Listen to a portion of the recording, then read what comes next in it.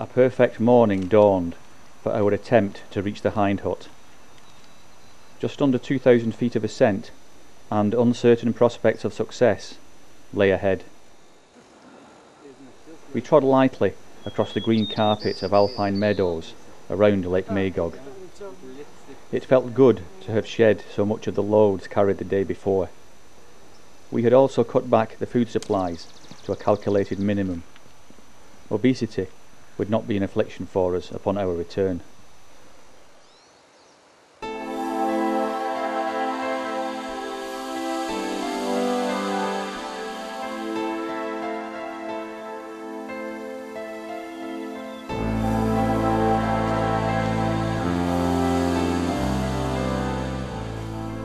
The spread of the meadows is repelled on the lower slopes by cascades of stone falling from the mountains, which push back the boundaries where plants can take root.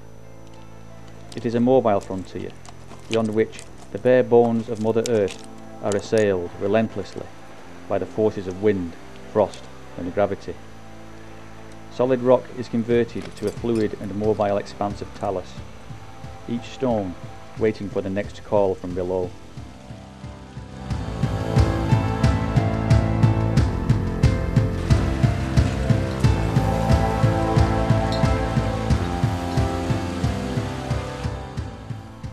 Talus-covered apron eventually gives way to the body of the underlying mountain, which thrusts upwards, presenting steep bands of rock across the line of ascent.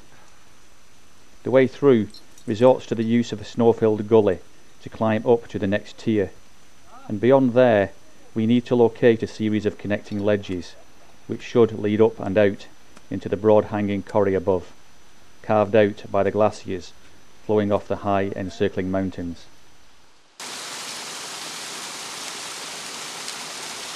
Swing it through this. Right, can you just move it the road a minute?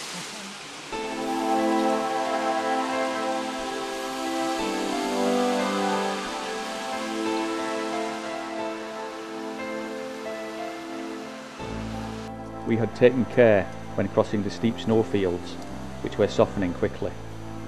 Despite this, Rob had still fallen into a bergschrund when the snow had collapsed as he was stepping across onto rocks. The rope held him, and he quickly recovered his position.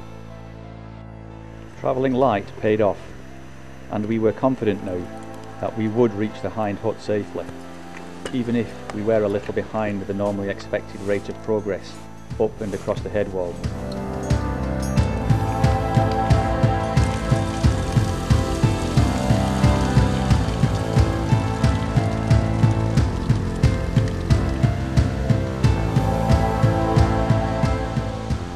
Now, only one remaining snowfield lay between us and the last slopes leading into the corrie.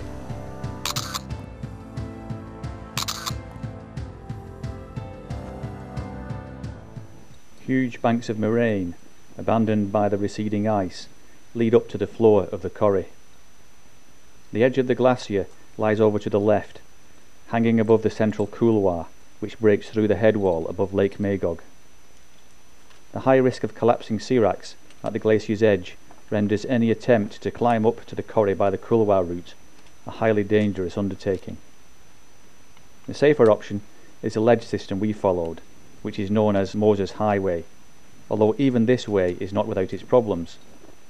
Bergschrunds, unstable snow, and insecure rappel anchors were all objective hazards that presented themselves during our own ascent and descent using this route.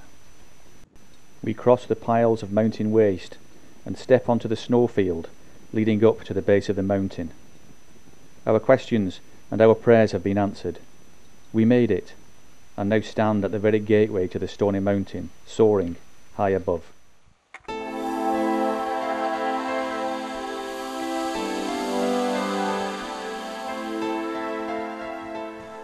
With satisfaction in every step, we cruise the last few hundred metres to the Hind Hut, located on the prominent rock outcrop ahead.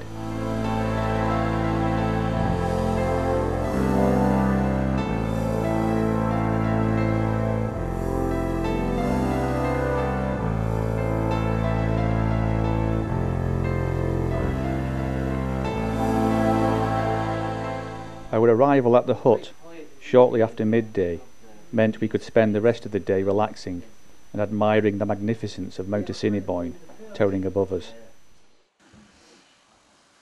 Ciao! Ciao. We're all on a bloody diet because we've forgotten to bring 2 pastas with us. It's okay, Jim. We'll start eating you in about 5 o'clock, Rob. I just use the flav and stuff. Time went quickly as we made plans for the next day's climbing. We took photographs of ourselves and the landscape, in which we were nothing more than specks of dust.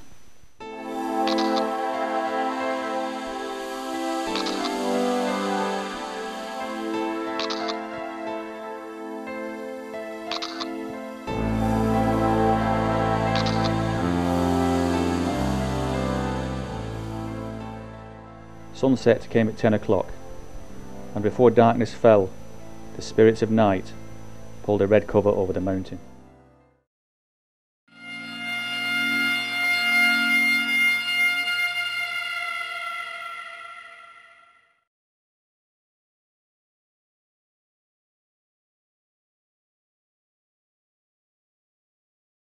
In the beginning, only the darkness was. Then came the sun, and summoned forth the Genesis.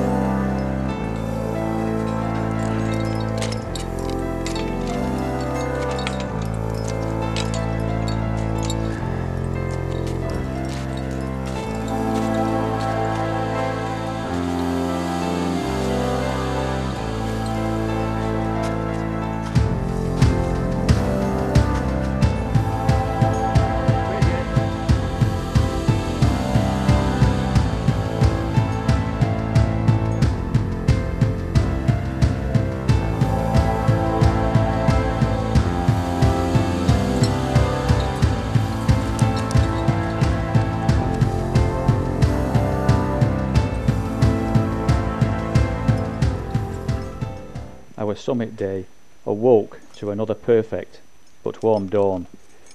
We had started early, but the snow was still soft. Even so, it had provided an easier means of ascent at the start than having to toil our way up the lateral moraines.